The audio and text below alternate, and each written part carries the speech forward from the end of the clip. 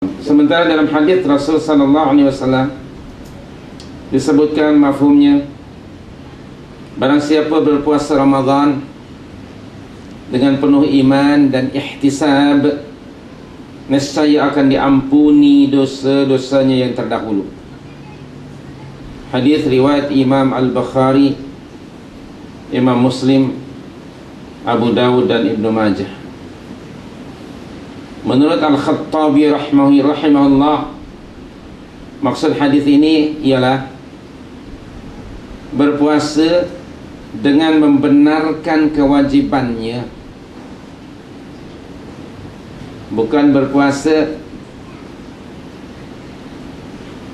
mengikut tradisi atau kebiasaan. Kerana ada orang yang berpuasa tidak imanan, tapi berdasarkan kebiasaan. Masuk Ramadan dia akan puasa kerana biasa dah, tiap tahun masuk Ramadan puasa. Atau kedua, orang berpuasa mungkin, kenapa anda berpuasa? I tengok orang ramai puasa lah, so I pun ikutlah, orang ramai puasa, I ikut puasa. Kenapa anda puasa? Tak ada gerai makan lah di siang hari, semua tutup, so kena susah cari makan, baik aku niat puasa aja. Mungkin saja.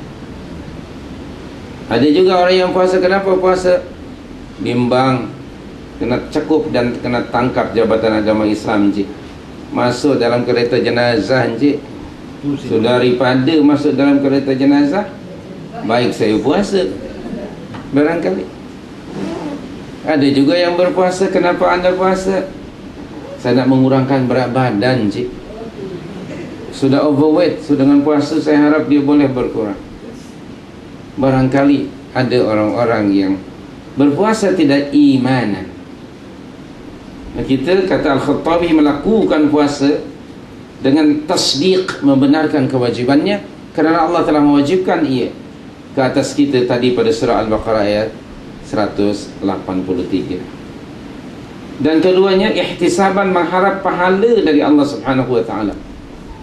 Tidak berpuasa dengan tujuan-tujuan yang lain, melainkan semata-mata bagi mengharap ganjaran pahala dari sisi Allah Subhanahu wa taala.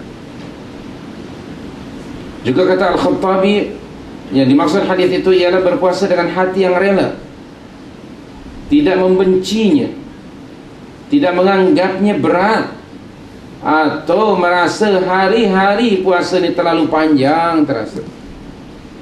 Semua perasaan itu mesti tidak ada, namun selalu memanfaatkan sepanjang hari-harinya untuk mengerjakan perkara-perkara yang masyru' yang disunnahkan oleh Nabi SAW, kerana setiap amalan saleh pada bulan Ramadan dilipat gandakan pahalanya oleh Allah Subhanahu wa taala. Dan apabila Nabi SAW berada pada bulan Ramadan, baginda memperbanyak ibadah-ibadahnya. Ini bukan berarti Rasulullah pada bulan yang lain dia malas, tidak. Artinya masuk bulan Ramadan, dia punya statistik ibadahnya, amalan solehnya makin bertambah-tambah.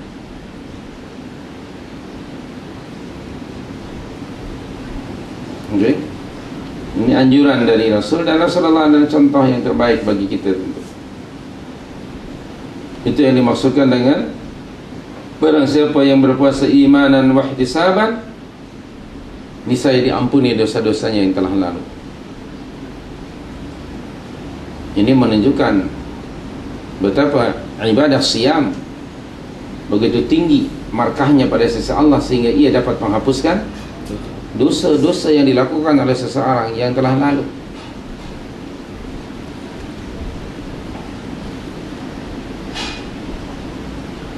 Dan Nabi SAW menganjurkan untuk berpuasa pada bulan Ramadan dengan cara seperti itu.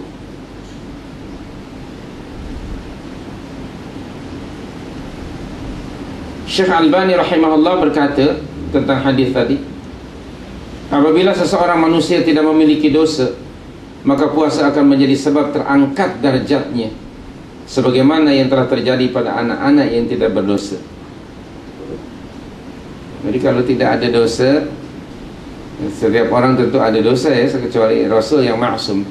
Tapi maknanya puasa tidak hanya akan menghapuskan dosa-dosa yang telah dilakukan oleh seseorang, tapi bahkan mengangkat darjatnya pada sisi Allah, darjat kemuliaannya pada sisi Allah.